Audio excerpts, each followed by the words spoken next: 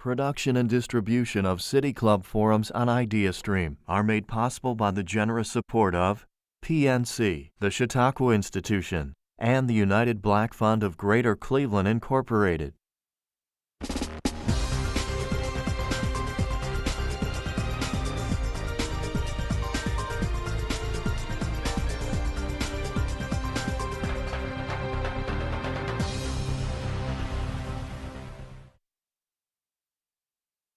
To another City Club of Cleveland Friday Forum. I'm Dan Moulthrop, Chief Executive Officer at the City Club and also a proud member.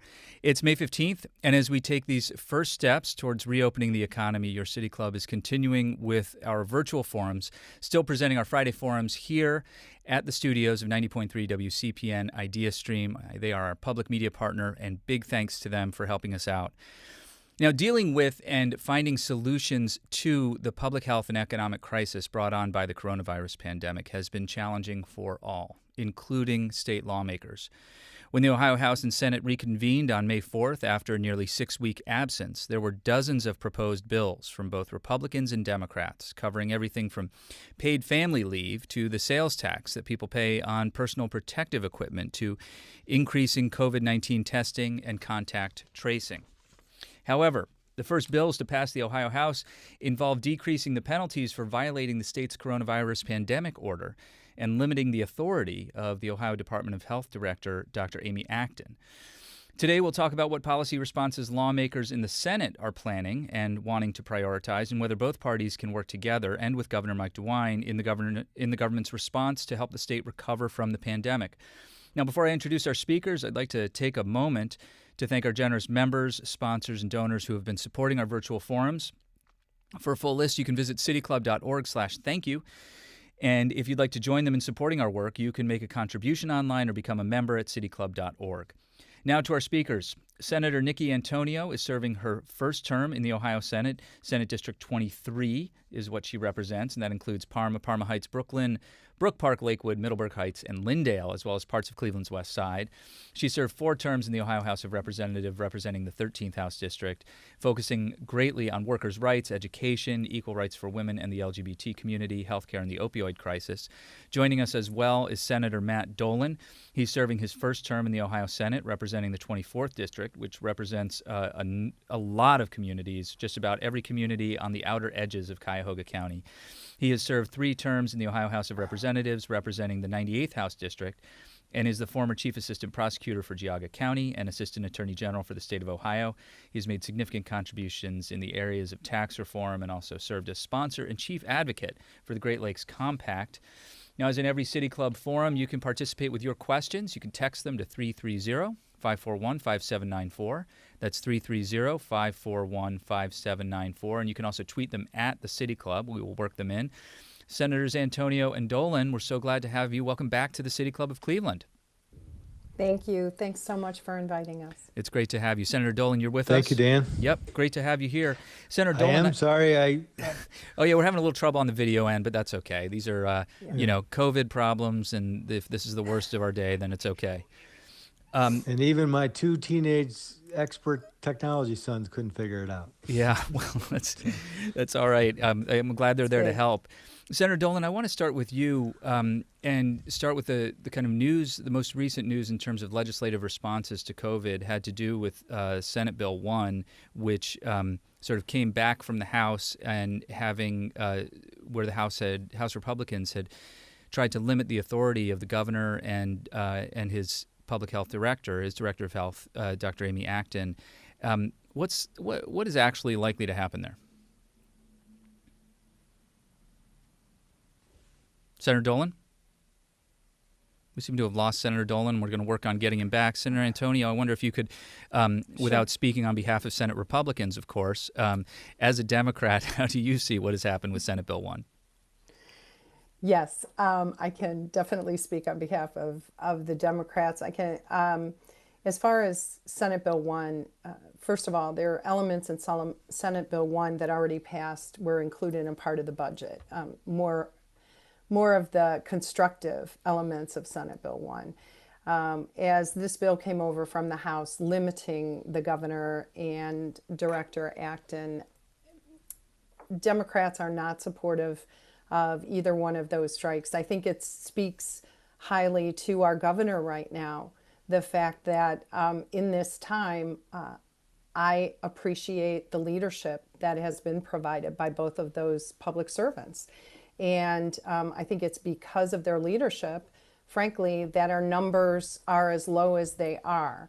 Now, having said that, unfortunately, what happens when you reduce a crisis, or at least elements of a crisis, you don't usually get applause or a ticker tape parade. What you get is pushback because it really doesn't look like the crisis people thought it was, which is part of what we're hearing from our colleagues across the aisle from the House.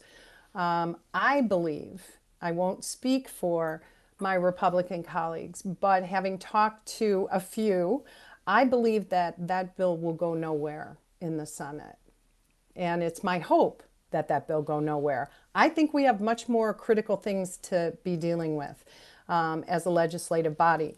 Funding education, making sure that there's testing and contact tracing and all the other elements that need to be happening as we are trying to open up the state of Ohio. We should be focused on those proactive policies. And thank you very much, Senator Nikki Antonio. Senator Dolan, do we have you back? Not yet. So, Nikki Antonio, what do you think the legislative priorities are, in fact, or ought to be right now, the higher priorities that you've said? You mentioned education. Well, sure. Funding education. I'm fully funding education, finding out exactly the strategies that we need. We know children need broadband. They need access to online learning and all the equipment that goes with it all over the state. This is not just it's an urban and a rural issue.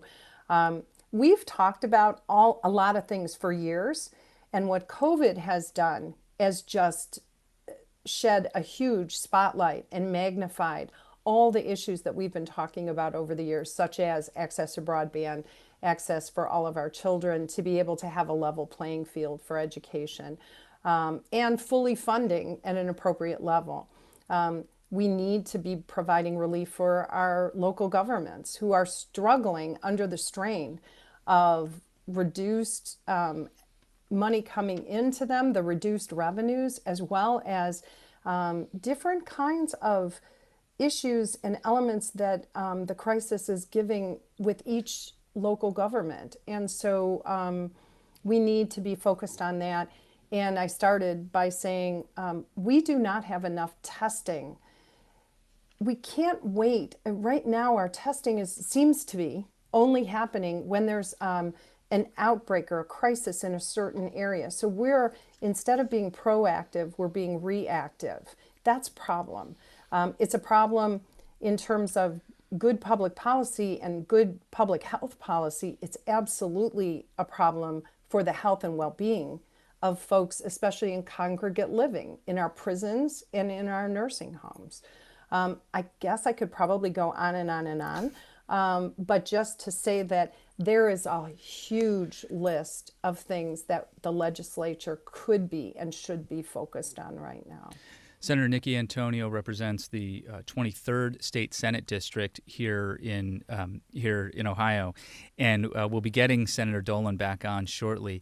Senator Antonio, I want to circle back to something that we spoke about a week ago with Eric Gordon, the CEO of Cleveland Metro School District. And one of the main things that he is concerned with, besides the budget cuts that seem to be coming here for the current fiscal year and are seen as probably inevitable for the next fiscal year, have to do the other thing he's most concerned with has to do with the digital divide.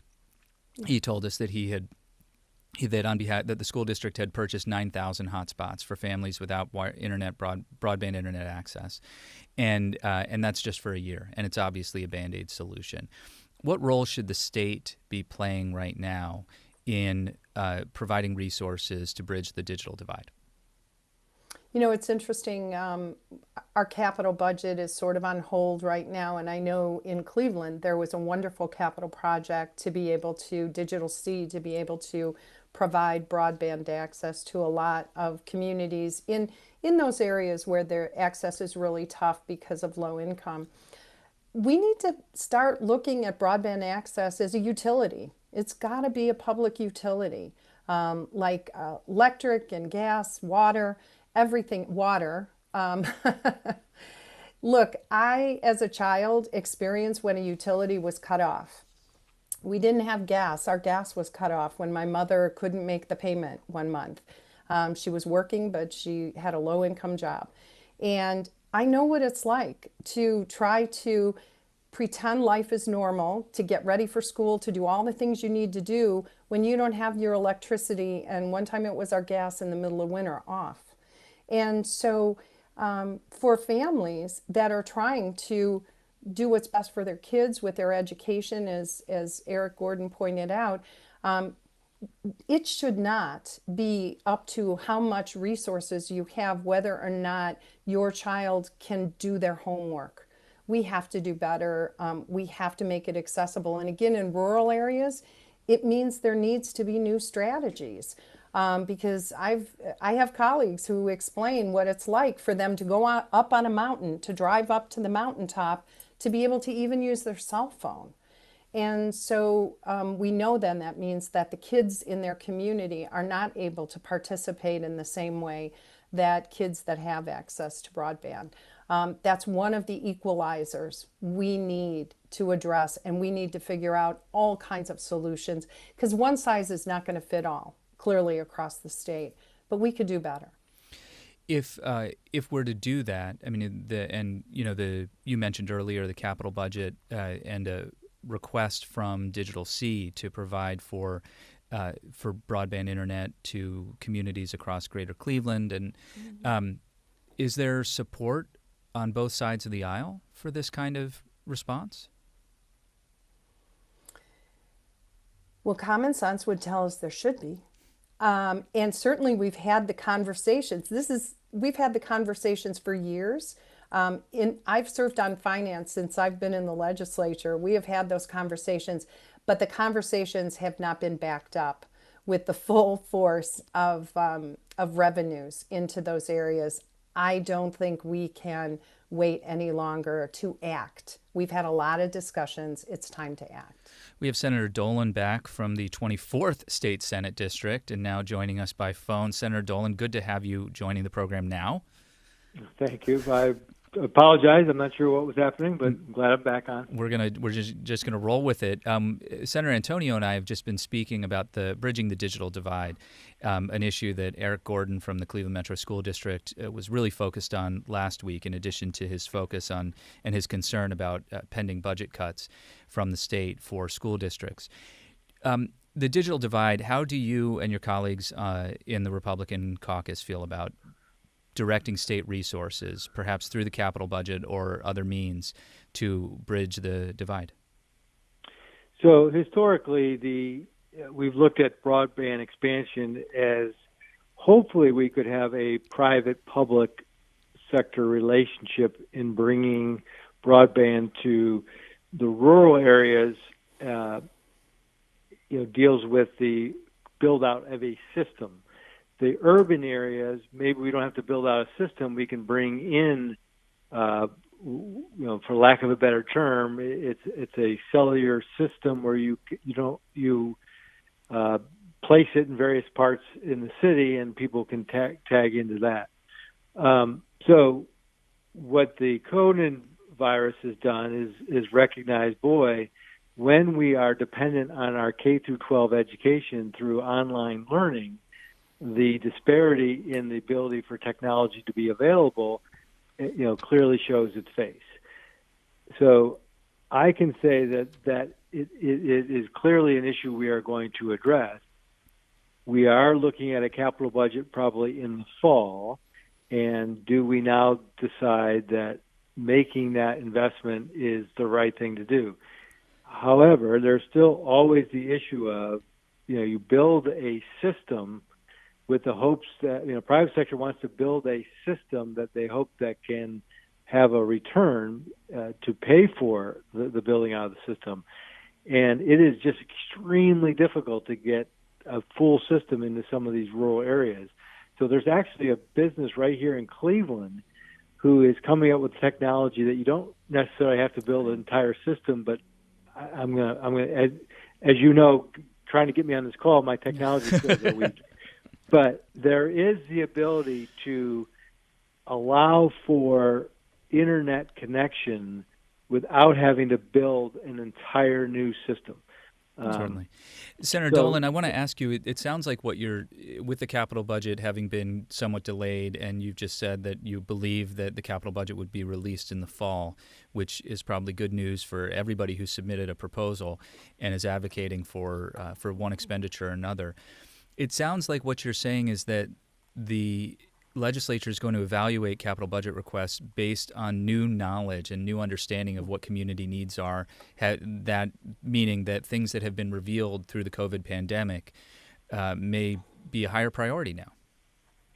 So pretty much you stole my thought. That's exactly the capital budget on the Senate side was worked on, and we knew where we wanted to advocate for these non-GRF dollars, these bonded dollars to go, and now I think we are going to revisit it and decide, is there facilities, is there infrastructure improvements that we can make with these bonded dollars that, the COVID virus brought out a weakness, or if the new normal is going to require all kinds of different ways to operate, there may be a lot of, think of the colleges, that they may have to reconfigure their dorms, reconfigure their cafeterias. So, yeah, I think there's going to be a lot of revisiting on what exactly we can use these dollars that will have the biggest impact for this new normal. We're talking today at the City Club Friday Forum with Senator Matt Dolan of the 24th State Senate District, which wraps around the outside edge of Cuyahoga County, and State Senator Nikki Antonio of the 23rd State Senate District, which represents communities on the west side of Cuyahoga County. If you'd like to join us with a question for either senator or both senators, text that question to 330-541-5794. 541, that's 330-541-5794. And if you're watching the live stream, just go ahead and refresh your page so that you get the current view. There were some technical issues that we've alluded to earlier, and if you just refresh your page, that'll alleviate that problem. Matt Dolan, or Nikki Antonio, I'm sorry, you wanted to jump in on that last point that Senator Dolan raised. Yes, just to say that Senate Democrats are eager to have that, participate in that discussion and have that conversation, and I really hope that we will be a part of it, because the capital budget will really serve as, it always serves as a stimulus, but I think this year, because those dollars go back to local communities, this year more than ever, those small projects usually, but there's some big ones as well, will really be important for the communities. So I'm very encouraged by hearing Senator Dolan address this, and as a member of the Finance Committee, I'm looking forward to being a part of those strategies. Look at this bipartisanship in action. Senator Dolan, Nikki Antonio, Senator Antonio just mentioned local communities, and you were one of the chief sponsors of Senate Bill 310, directing more funding back to municipalities. I wanted to give you an opportunity to explain what's going on there and what local municipalities should expect. Okay, thanks, Dan. So throughout this, the federal government we are working with the federal government on trying to make sure that the necessary funds are available to deal with the crisis. One of the areas is the ability for local governments to have funds initially to deal with COVID-related expenses. So there are some big numbers we're dealing with. So the state of Ohio has roughly $2 billion in which to distribute to local governments. $775 million of that is going to go to 6 jurisdictions because they're over 500,000. Cuyahoga County, Franklin County, Hamilton County, Montgomery, Summit County, and the city of Columbus. Those dollars will flow directly from the federal government to those 6 jurisdictions. The remaining $1.2 billion is the state's responsibility to distribute those dollars out to those jurisdictions. Senate Bill 310, we took $350 million of the remaining 1.2 and distributed them mimicking our local government funds. So that was the smoothest and quickest way to get it out. The reason we haven't allocated the entire amount is because the U.S. Treasury guidance on how local governments can use these dollars is limited to COVID-related expenses, direct expenses. It is not for any revenue loss. It is not for revenue replacement. So our thought was every community has costs associated with this, or they're going to have costs. Buying disinfectant, buying better equipment for their law enforcement, first responders, getting extra health workers into your community centers to help clean it up. All those are necessary, and those expenses can be covered. We are hoping that working with the U.S. Congress and with the U.S. Treasury, that we can get a little bit more flexibility for the local government. So as we distribute the remaining dollars, they have a little more flexibility on how they can use it, if they need it to enhance payroll, if we can use it for revenue loss during this short period of time. So, the immediate help as soon as it passes out of the House will be there for COVID-related expenses. Big picture, we're hoping that we can help them with, the devastating losses to their revenue as a result of, the economy being shut down for 8 weeks. Senator Dolan, this moment has revealed some schisms and rifts inside the GOP. Do you feel confident that your colleagues in the Republican caucus and on the House side will in fact take up Senate Bill 310 in the way that you and your colleagues on the Senate side intend? Yeah, we had our first hearing there just this week. I think there is some obvious schisms, but I think most folks understand that local governments are hurting right now and getting money back into the community so that we can help open up the government. Certainly, you don't want to be laying off firemen or policemen or first responders during this pandemic. So these dollars hopefully will give local governments comfort that they don't have to do that. The issue with the division in our party is real, but I believe it comes from the idea that this pandemic is for us here in Cuyahoga County or in urban suburban areas is very front and center, and we're dealing with it every day, and we all know somebody who's been impacted, and we recognize in the way our lifestyles are, we live closer together. There's just more people. Other parts of Ohio perhaps haven't experienced the pandemic like we have, and so they're coming to it with a different perspective that, hey, this isn't as bad as we thought or as you told us. And that cuts two ways. One, it's not as bad because you live in a rural area and you have natural social distancing.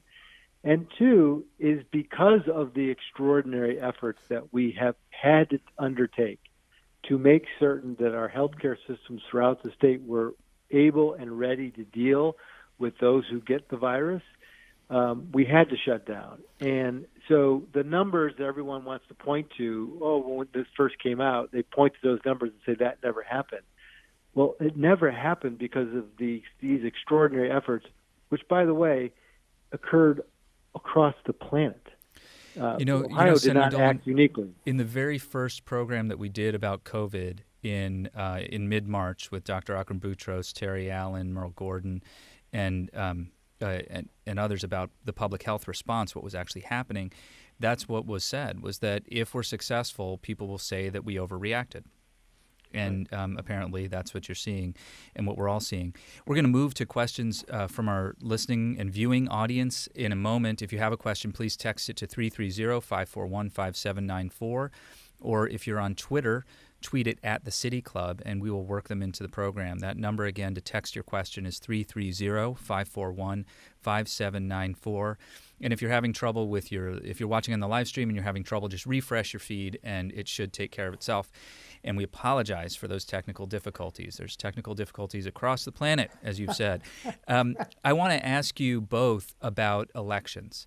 One of the big things that happened, of course, March 17th, we were scheduled to have our primary across the state of Ohio, and at the 11th hour and 30 minutes, it was delayed or sort of extended. Our voting was extended for a full month or so. What do you both want to see happen in November as we prepare for the general election? And it does seem as though we ought to prepare right now. Senator Antonio, we'll start with you. Yeah, I mean, I think the big word here is prepare.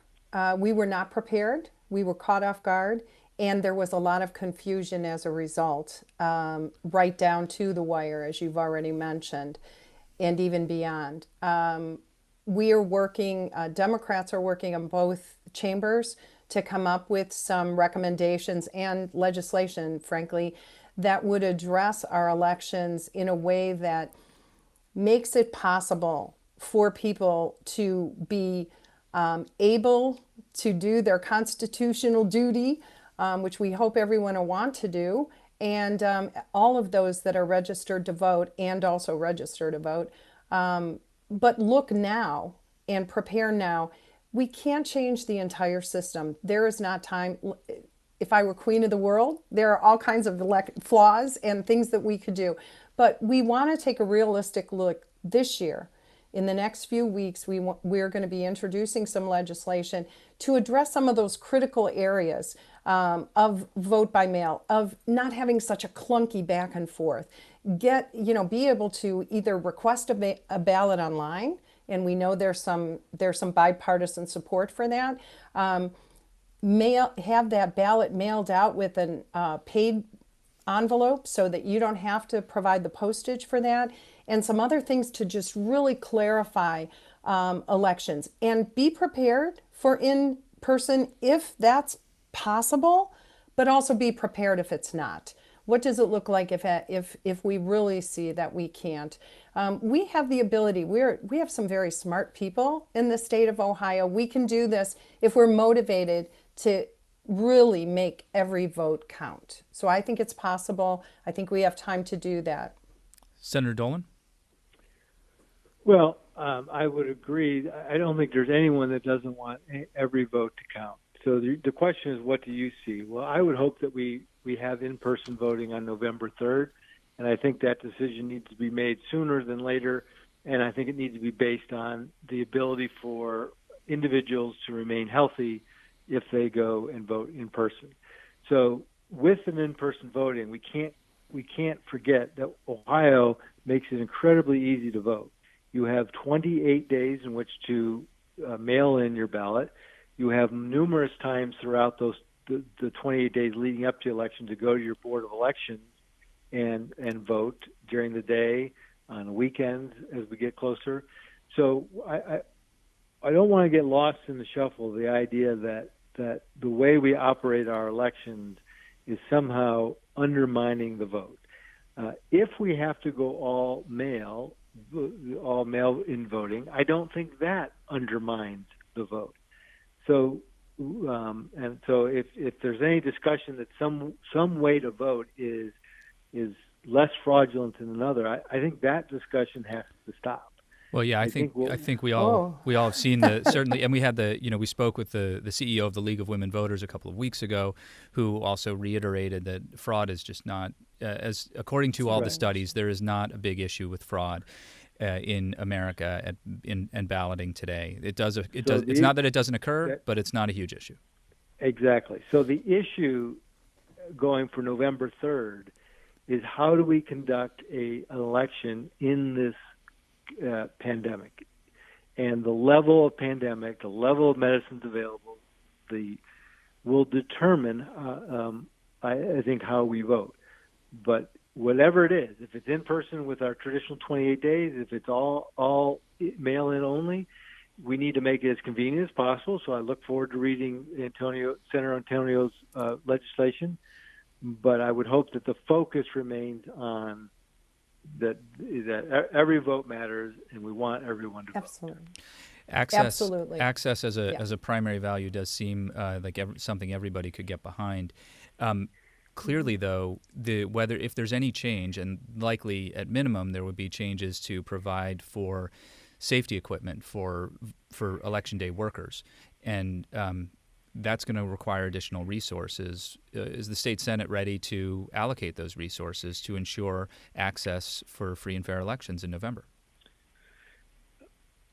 Well, the easy answer to that is yes. The more nuanced answer is, well, what kind of numbers are we talking? What does our budget look like? I don't know. When I was unable to hear whether you talked about the budget, but Not yet. Those will all be part of the discussion going forward on how to best conduct the elections. And we know in the way we made the change on the fly for this election, we did allocate $7 million for the continuation of this election. So clearly there's money that's going to be needed. How much, do we have it, and how will it be used will be the question. Senator Antonio, let's get to some questions from the audience, if we may. Sure. This is one of our listeners has asked about both your views on school voucher payments during this time of budget cuts. Senator Antonio, we'll start with you. Voucher payments. Well, we have been, it's interesting, we haven't visited this issue in a while because we've been focused elsewhere, but clearly that those vouchers and expanding the vouchers, which is really a debate that I think we had a lot of last year, more than anything. I have of a mind not to expand them. Vouchers are still a part of the fabric of our educational system in Ohio because they've been embedded into it at this point. But we need to be very considerate of what expansion does for our public school funding. And the bottom line of all of this is I don't want to see us have private schools and voucher parents fighting in a battle with public school parents and our kids, because at the core it's about our kids and educating our kids. We should be able to figure out how to appropriately fully fund education for all of our children, no matter where they're going to school, and with the lion's share of the funding going for our public schools. Senator Dolan? So understand that the cuts that have been made so far are all based on fiscal year 20. I have a plan into the governor that would change the way he cut the public schools, of which we're still working on. So when you talk about cutting vouchers, you're talking about fiscal year 20, and those dollars have already been dispersed. And so the question looking forward is, what are we going to do in fiscal year 21? And Senator Antonio is correct. We don't have an expanded voucher program right now. In 197, the bill we passed in late March took us back to the system that existed last year and will remain through the school year next year. So I suspect as you go forward and we start analyzing all the numbers, I think you're going to see across the board, uniform cuts. So we just have to understand. I know it's confusing, but fiscal year 20 is the only areas that have been cut so far. So there was no cut to be made in voucher payments since they've all been made. This another question here, and we'll start with Senator Dolan. During COVID-19, many essential workers have relied on public transit, and of course we all rely on essential workers so that our lives can continue and people can stay safe. With social distancing and lower ridership, what can be done to expand funding for public transit in Ohio? Okay, so prior to the pandemic, we were able to increase funding to public transportation from $30 million a year to $70 million a year. And so we were on a pace there to make certain that the importance of public transportation is known and the system is able to deliver. Obviously, the pandemic came and is altered everything. As I mentioned before, the federal government has allocated a number of dollars. In the case of public transportation, they are directly funding urban transit systems. So I'm blanking on the number now, but there's hundreds of millions of dollars that are going to go to urban transit systems directly from the federal government to the RTAs, the CODAs in Columbus, and other urban areas. The rural transportations are going to have their money directly funded through the Department of Transportation. The legislature will not be involved in either one of them. The monies that the transportation entities are getting has a lot less restrictions on them than local government and the education dollars had. So the hope is they can use these dollars to make sure that traveling on public transportation is safe. Obviously, they're going to have a whole cleaning regime, but they are also going to be able to use some of that money to fill in the lack of fares because people weren't working or going to school. Obviously, when you open the economy, you got to make sure that the transportation to those jobs and to schools and to healthcare is available. So that's why they're getting their money directly, and so they can hit the ground running starting now.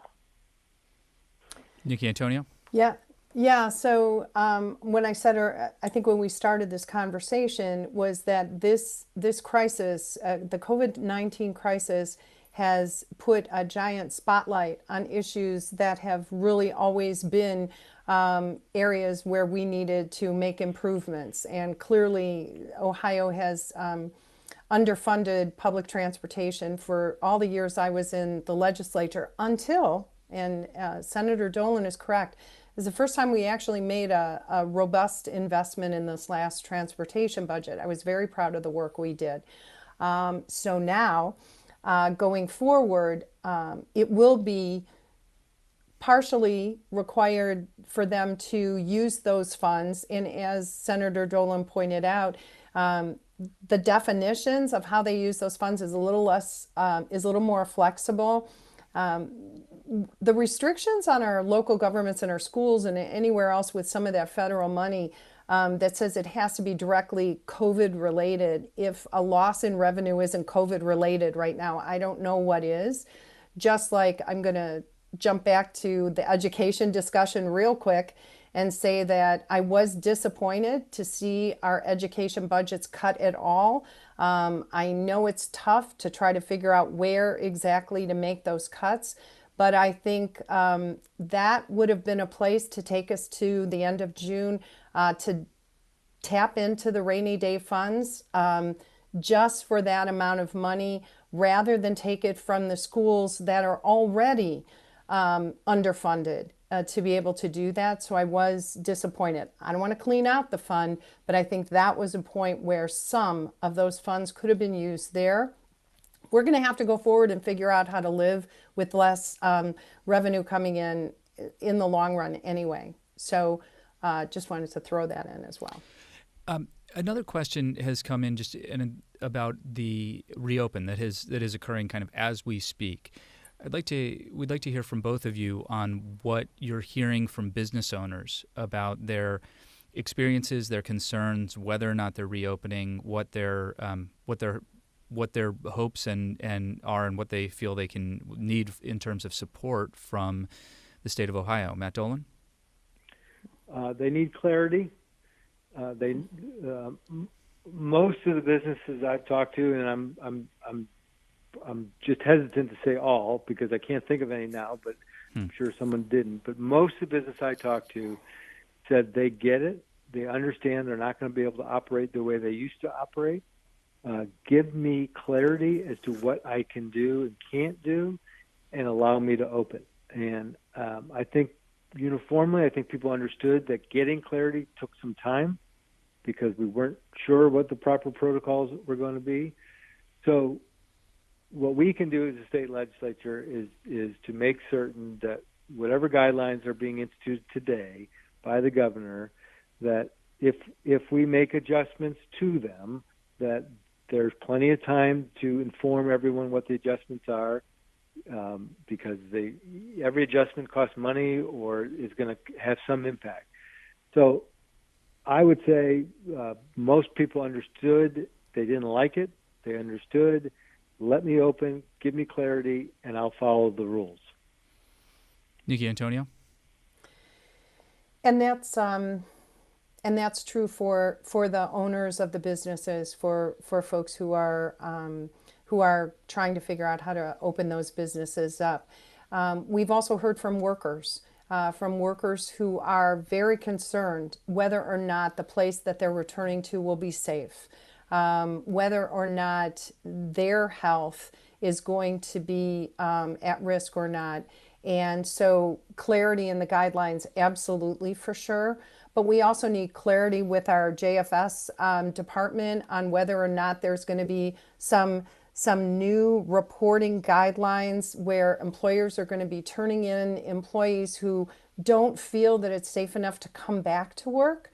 That's something that I think is critically important. We have an opportunity to, yes, absolutely get our people back to work, get our businesses up and running again. It's the foundational of all of our economics, right? Especially in our communities. But at the same time, how we do it, I think, is so important. And so for all those workers that are concerned about what is the right time for them to return and how much information, personal information, do they have to share with their employer now to be able to explain that maybe there are reasons why they don't feel safe coming back. It's something I think we have to figure out. I'm hoping that we take the path that shows the best of us rather than we turn this into penalizing and reporting people for not showing up for work when they absolutely have a good rationale for doing it. Perhaps they're even following the guidelines that were given by our top medical expert director, and so that needs to be taken into consideration as well. We're talking with State Senators Nikki Antonio and Matt Dolan today at the City Club Friday Forum. I'm Dan Moulthrop. If you have a question for either senator or both, text it to 330-541-5794. That's 330-541-5794. You can also tweet it at the City Club and we'll work it in. One of the ironies of the COVID crisis is the impact it's had on the economic health of hospitals, Senator Antonio. Is there a focus on how to help rural and disproportionate share hospitals given the extraordinary financial impact caused by the coronavirus? You know, Dan, this is an issue. It's I live in a community that lost their community beloved hospital in Lakewood a couple of years ago, and we've seen this taking place across the state, across the country. Small community hospitals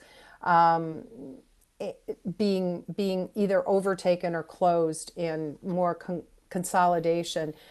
So it was, again, already an issue before COVID-19 hit.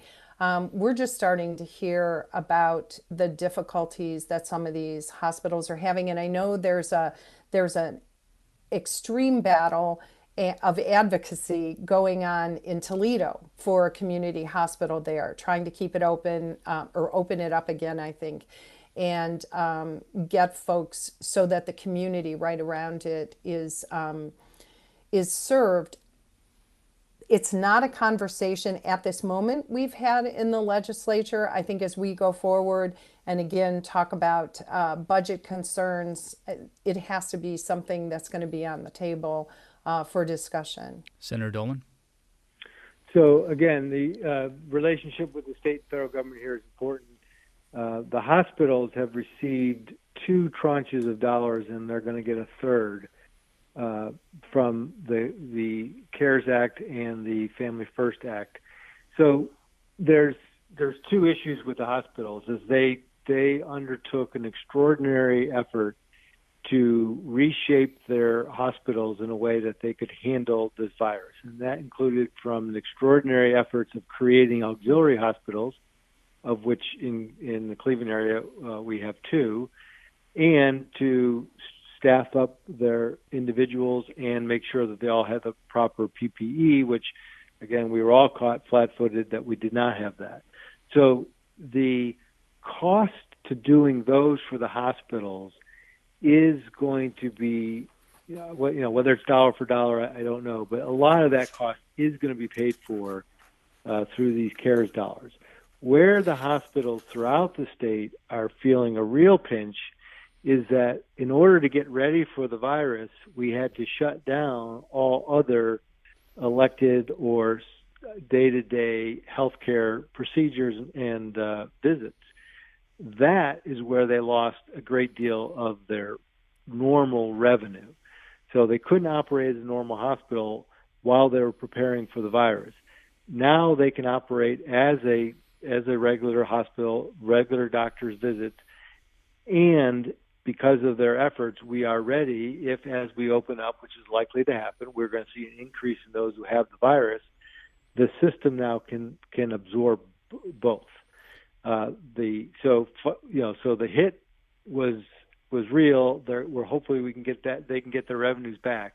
The other issue, of course, is going to be on us as individuals to have faith that going into the hospital for a non-COVID-19 related injury or illness or regular checkup is safe. Because if the consumer doesn't feel safe, then obviously the revenues aren't going to come back. And that is true for every business. So maybe in the true spirit of the City Club, I'm going to debate an issue that Senator Antonio raised. There isn't an employer out there that does, and I'm not suggesting Senator Antonio said this. I'm just, that does not understand that if they don't make their business safe for their employees and for their customers, they are not going to operate. If 20% of your workforce is sick, you can't operate. If 20% of your customers don't feel safe in your store, your business, your plant, you don't operate. So there is an incentive to make certain that we are creating safe places of work. There is also a disincentive that we have to face, is that the federal government, for all the money that I've talked about in this call, they have also said that anyone who's on unemployment gets an extra $600 per week in their check through July 30th. And, we could have a larger economic debate about service jobs and all that, but the reality is some folks are saying it is beneficial for me to stay on unemployment rather than go back. So employers we as a state legislature are going to have to face that issue. One of the things we did early on is we waived the condition that a person who's seeking unemployment has to show that they're trying to find work. It may be time to revisit that as jobs open up. And I'm not saying today is the day, but we ought to look at if jobs are opening up and we do see that employers are struggling to find workers, we may have to put that requirement back in so that people are incentivized to go and find work. Nikki, Antonio? Yeah. So what the people that we've heard from in my office, I have not gotten a call from anyone who said, I am motivated to just stay at home and collect those checks. What we've heard from people is that they're still waiting for checks. They're waiting, especially the 1099 workers who weren't a part of the system to begin with, so this is all unusual, but Ohio is such an antiquated unemployment system that they still don't. People are going 2 months now without any money coming in. It's not their fault. They were hardworking people, a lot of people with 2 and 3 jobs. Over and over again, often we hear that people are just not motivated to work, and whether it's because of COVID-19 or $600 a month coming from the federal government, when the reality is the majority of people that I know that we come into contact work that live in the state of Ohio are actually motivated to provide for their families and make a contribution to their family and to the community. And so I think what we have to do is figure out the best way forward to be able to make room for those exceptions, for those people that might have a reason to stay home, a fear about going into an unsafe environment. We have to also, I've asked for whistleblower protection for people to be able to call and say, I'm ready to go back to work, but it does not feel safe in my business. And maybe it's back office kinds of work that no customers are ever going to see, but the workers. We had some folks in Amazon that walked off the job because it wasn't safe for them in their work environment. So I think, again, that one size doesn't fit all. These are issues that we're not going to solve, that we've been struggling with before COVID, and fortunately, after COVID, we'll still probably be trying to figure them out. But I think it's an opportunity for us to really listen to the concerns of both the business owners and the workers, and to be able to provide a work environment that is safe, that gets people back to work. And that's also expansive, giving some people some room for their own personal health protection as well. One of the issues that this has also revealed has to do with access to health insurance. COVID doesn't really care if you're insured, after all. And one of our listeners has asked, do you support HB 292, Ohio's Medicare for All bill? Nikki? Yes. Brief answer. Matt Dolan. No. I was in committee this past week, and Senator Dolan knows, and I said if we had Medicare for all, if we had Medicare for all right now, there would not be concerns for people. I think there's still confusion when you have COVID. When are you supposed to go? When not? And people are terrified. They're hearing horror stories about huge hospital bills for intensive care that they don't know how they're going to pay on the other side. And so something else that, Dan, you brought up was people, whether or not they feel safe going to the hospital, even for, rudimentary kinds of surgeries and things like that. People are hesitating and waiting. Part of the reason is because they're not quite sure about the safety of the hospital. The other part of the reason is the reason they always stay home, because they don't think they can afford the bill on the other side. Senator Dolan, I heard a no from you earlier, and I want to give you an opportunity to expand that answer. Okay. Yeah. No, I would not support the bill. I admit I haven't read it, but if it's Medicare for all, there are lots of issues with our healthcare system, and a lot of them can be taken care of at the state level with out-of-pocket billing. We're dealing with that. Transparency in pricing, we're dealing with that. Telehealth, allowing people the ability to see their doctors without having to miss a day of work, without having to, put their kids in daycare or find a babysitter for them. So I just am not a believer that you solve that problem by turning it into one big system when revenues are a big issue. So we are addressing the healthcare issue. I will say I don't need to be a cheerleader for a lot of the healthcare companies, but they stepped up. They waived copays. They made it as easily financially as they're running a business too, but as they could to get people to get to see a doctor if they had the symptoms. Senator Dolan, this is a very City Club question for you, by which I mean it's relevant to your work, but it kind of comes out of left field here from a listener. I've been a huge fan of the Great Lakes Compact since its inception. However, since the lake level of Lake Erie is so high, there's so much damage along the coast, it is time to reassess Is it time to reassess the compact? I think the questioner is asking, do we actually need all this water right now? Well, it's a fair question, because in all the years I dealt with it, we never dealt with in terms of looking at the volume of the water in the lake and deciding what is the proper volume, and we could sell excess. So the most honest answer is I've never dealt with that. However, the reason we wouldn't want to do that is because having the water at whatever levels is an economic advantage for the Great Lakes region. And the dependence on water to operate a lot of manufacturing and businesses still exists. And other areas of our country just don't have the water, or if you're projecting out 10, 20 years, they may not be confident that the water is going to be there. So if we decide to give exceptions out to the compact, we delay what the ultimate goal is, and that is to make the Great Lakes region an economic engine using one of our great natural resources as a tool, and that is the abundance of fresh water. Senator Antonio, any point of view on that? Just that I absolutely agree, and that we need to also just make sure that we put the resources in to keep it clean. I have done debate with our Army Corps of Engineers for years. They want to dredge, and then they want to drop back right at our intakes where our fresh water is taken out that we drink. So we just need to be really vigilant about making sure.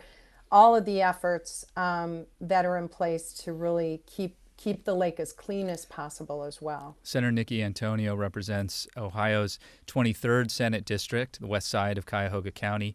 Matt Dolan represents the edges of Cuyahoga County in the 24th District, and I want to thank you both for your time today. Thank you. Thank you for having us. And Matt, especially to you, thank you for your persistence in your efforts to join us. And I want to thank you as well for listening and being a part of our conversation with our state senators from Cuyahoga County, presented virtually thanks to our partners at IdeaStream. Our virtual forums are sponsored by the Cleveland Foundation, the George Gund Foundation, KeyBank, Nordson, and the Northeast Ohio Regional Sewer District, along with PNC and additional support from the Char and Chuck Fowler Family Foundation, as well as many more generous members, sponsors, and donors listed on our website at cityclub.org/thank-you. You can join them in supporting our work when you make a contribution online or you become a member at cityclub.org.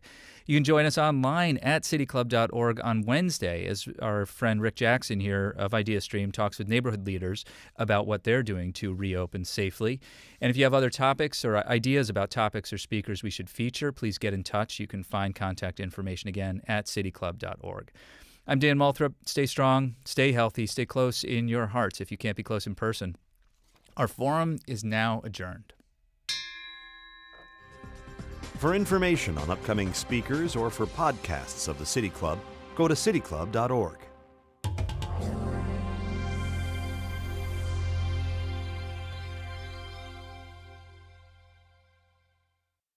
Production and distribution of City Club forums on IdeaStream are made possible by the generous support of PNC, the Chautauqua Institution, and the United Black Fund of Greater Cleveland, Incorporated.